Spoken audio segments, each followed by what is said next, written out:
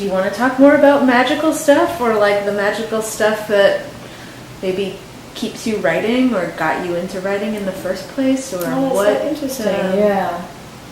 Because some people would call it something else. I don't know what, but I think what you're talking, the magic that you're kind of talking about, or that you just mentioned, is something that's real. Yeah. And I think that's hard to talk about. It's hard to talk about, like, you know, as writers, like, what we're doing, it's come from this magical place, but it's meaningful and it means something. And, and it's about the way that it's packaged. I don't know. It's a question that I'm sure that is an eternal question. Which is maybe I mean, I think it can get like, ooh, woo woo, how do I get your magic? Do you know what I mean? Or like with all those things like on creativity, you know, that I think are, you know, not helpful to me anyway. But I think that, I think if anything, now here would be something I think might be interesting or whatever, maybe something to pay attention to is like, always kind of paying attention to going down that kind of crazy road. Do you know what I mean? Like, this doesn't make any sense, but, you know what I mean? Being willing to, I don't know why, and I'm not talking about, I hate it when people say, oh, my characters just come to life and they write, the book writes itself. That to me is total bullshit, you know? Because you have to be you have to be there writing. Do you know what I mean? At least that's bullshit for me, you know? And I think you have to actually, you know, really make time to write. It's not going to just like drop on you like some wonderful, you know, freaking fairy dust. It's not like that. But I do think that I guess if there's anything magical, it's something that we all have, which is intuition, right? And I think that trusting your intuition does come maybe with practice and confidence, you know, and just, I think people who maybe that's, you know, that's really fruitful, I think, and that's what I mean by it. This sounds crazy, but, you know, that moment of the trusting your intuition, or at least giving it a little bit of time to play itself out. And it may turn out to have been a bad idea.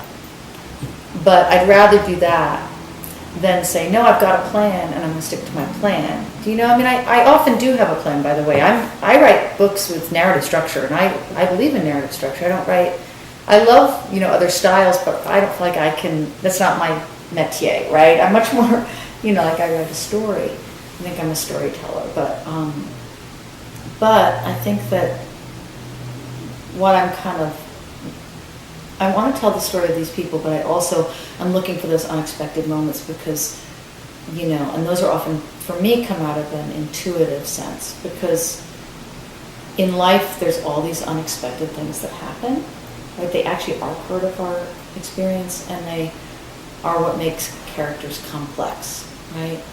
And so somehow, for me anyway, I think that that's where the intuition comes in. You know, like it's your lifetime of experience in one moment when something happens and you have to react?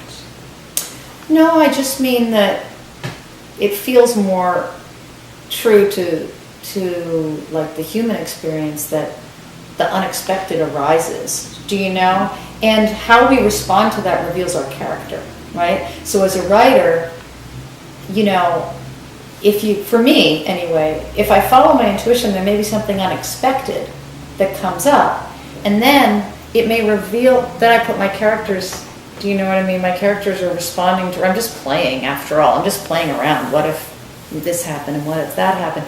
And then I may find that actually it turns out to be something that's very revealing, and that actually, that would be good to keep in the book.